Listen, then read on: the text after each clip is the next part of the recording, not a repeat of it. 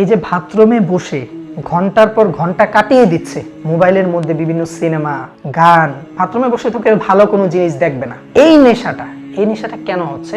Obviously বাথরুমের মধ্যে যে খবিস জিন বা খারাপ যে জিনিসগুলো আছে সেটা তাকে ওয়াসওয়াসা দিচ্ছে। ওয়াসওয়াসাটা কেন কাজ করতেছে আমি বলে দিয়েছি, লিকুল্লি ইনসানিন কারিনুম মিনাল জিন। প্রত্যেকটা মানুষের সাথে একটা খারাপ শয়তান বা জিন আছে। যখন ওই শয়তানটা এই শয়তানকে কন্টাক্ট করে অ্যাটাক করে, তখন সে ওই খারাপ জিনিসের প্রতি বিভোর হয়ে যায়। একটা পর্যায়ে গিয়ে সে বের হয়, তার মা বাবা বলে যে কিরে তুমি 2 ঘন্টা 3 ঘন্টা ওয়াশরুমে কি করলা? অথচ সে নিজেও জানে না সে ঘন্টার পর ঘন্টা ওয়াশরুমে কাটিয়ে দিয়েছে, তার কিছুই মনে হয়নি। মা বাবা কান্নাকাটি করতেছে এবং তার এই অবস্থা দিনের পর দিন সে এরকম হচ্ছে। হ্যাঁ, এরকম আমার কাছে অনেক রোগী আছে, আমি রোগীর নাম বলবো না এবং তাদের স্থানও বলবো না, বাট তারা ঢাকাতে থাকে।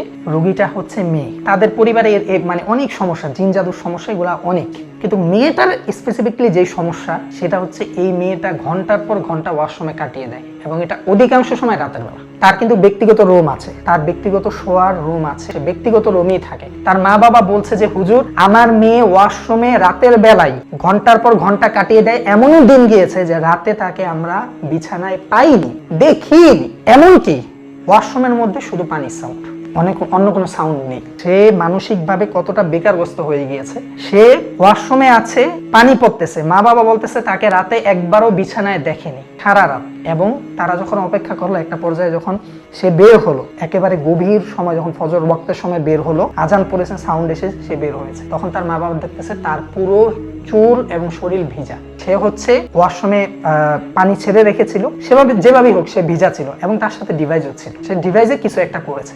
এখন কোশ্চেন হলো সেটা ওয়াশরুমে কেন? শয়তান কখনো আপনাকে ভালো জায়গায় ভালো কিছু করাবে না, খারাপ জায়গায়। আপনার রুম যদি অপবিত্র হয়, আপনার রুমে যদি কোরআন না থাকে, নামাজ না থাকে, এক কথায় রবের সাথে, সৃষ্টিকর্তার সাথে যদি আপনার কানেকশন না থাকে, তখন শয়তান আপনাকে যে কোনো ভাবে কজেস্ট করবে এবং যে কোনো ভাবে আপনাকে দিয়ে খারাপ কাজ করাতে পারবে।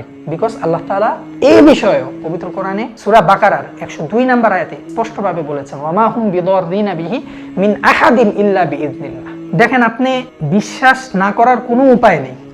এখানে আমাদের কর্নিক মেডিসিন সেন্টারে এরকম অনেক মানুষ এসেছে, সে নামে মুসলিম, সে ইউরোপ আমেরিকায় থাকে, ওয়েস্টার্ন ভাবে চলাফেরা করে, কানাডায় থাকে, ওয়েস্টার্ন ভাবে চলাফেরা করে, আধুনিক ভাবে যেটাকে আমরা বলি চলাফেরা করে, সে নামাজ পড়ে না, কোরআন পড়ে না, কিচ্ছু না, এমনকি এই জিনিসগুলো সে বিশ্বাস করে না। একটা পর্যায়ে গিয়ে হ্যাঁ এই বিষয় সে নাস্তিক। হ্যাঁ, এবং যে এই বিষয়গুলো বিশ্বাস করে না, অতি প্রাকৃতিক বিষয়গুলো বিশ্বাস করে না, অবভিয়াসলি সে এই বিষয় বিশ্বাস করে না। বিষয়টা এমন না, সে কেমন জানি আল্লাহকেই বিশ্বাস করে না। কারণ এই কথা তো আমি বলি, জিন আছে, অশরীরী আছে, এটা তো আমার কথা না, এটা সৃষ্টিকর্তার কথা। তো এটা ধরার অনেকগুলো, সে জীবনের একটা পর্যায়ে গিয়ে যখন এটা ফেস করে, তখন সে আমাদের কাছে এসে বলে আমার সাথে এরকম একটি ঘটনা ঘটেছে, আপনার সাথে না ঘটলে, আমার সাথে না ঘটলে আমি বিশ্বাস করব না। হতেই পারে, এবং যদি আল্লাহ তাআলা যদি আমার ভিতরে হেদায়েত রেখে থাকে, তাহলে আমি না দেখেও অনেক কিছু বিশ্বাস করি। আমি সৃষ্টিকর্তাকে দেখিনি, কিন্তু আমি অনুভব করেছি। আমি রাসূল সাল্লাল্লাহু আলাইহি ওয়াসাল্লামকে দেখিনি, ওনার বিভিন্ন হাদিস পড়ে শুনে আমি ওনার অবস্থানটা অনুভব করেছি, ওনার রওজা শরীফ দেখে আমি অনুভব করেছি। আমার মধ্যে ওই ক্ষমতা আল্লাহ তাআলা দিয়েছে। এখন আপনার মধ্যে যদি আল্লাহ তাআলা ওই নূর বা ওই পবিত্র পাওয়ারটা না রাখে, তাহলে আপনি কখনোই এগুলার প্রতি সহজে বিশ্বাস আনতে পারবেন না। তো দেখা যায় একটা পর্যায়ে গিয়ে তার সাথে একটা অতি প্রাকৃতিক ঘটনা ঘটে যায়, দেন সে বিশ্বাস করে। কিভাবে? আমার কাছে এরকম রোগী এসেছে কয়েকজনই, তবে তাদের অবস্থানগুলো ভিন্ন ভিন্ন। কারো ওয়াশরুমে ঘটেছে, কারো ঘরের গেটের সামনে ঘটেছে, হ্যাঁ, কারো আবার খাটের মধ্যে ঘটেছে। এটা হচ্ছে কি, ভাই আমি ওয়াশরুমে যাওয়ার পর 3-4 ফোঁটা রক্ত দেখেছি, তো আমার কোনো জায়গা থেকে ব্লিডিং হয়নি। আমি পুরুষ মানুষ,